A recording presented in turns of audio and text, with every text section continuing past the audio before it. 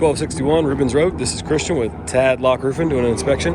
We're called out here to do a impact inspection to make sure the roof is intact. First thing I like to do is when I do an inspection, I like to see the repairs all over the roof and make sure that those are tight.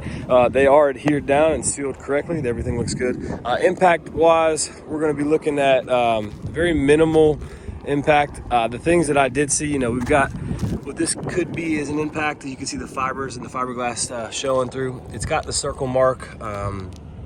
The fiberglass showing through like that means it's been some time. It takes, I believe 8 months for something like fibers to show through like that.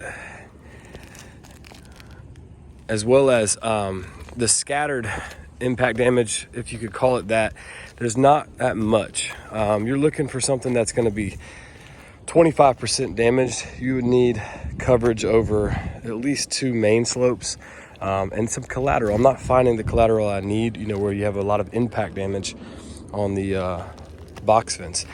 However, we'll talk about longevity of the roof. The majority of the shingles are adhering properly. However, you're starting to see, you can kind of see it in the video, the shimmer and the shine.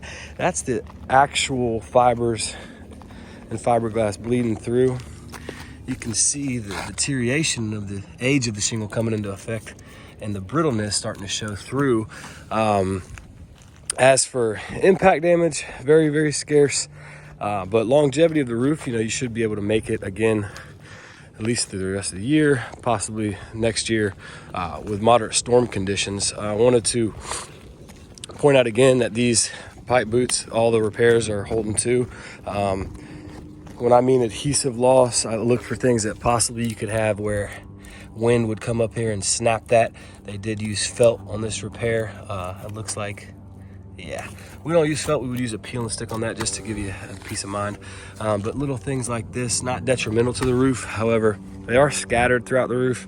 But in no way, shape, or form would I think the roof's integrity is jeopardized. And when I show you this video, I want you to be able to understand that you have, at least 2 years left in moderate storm conditions.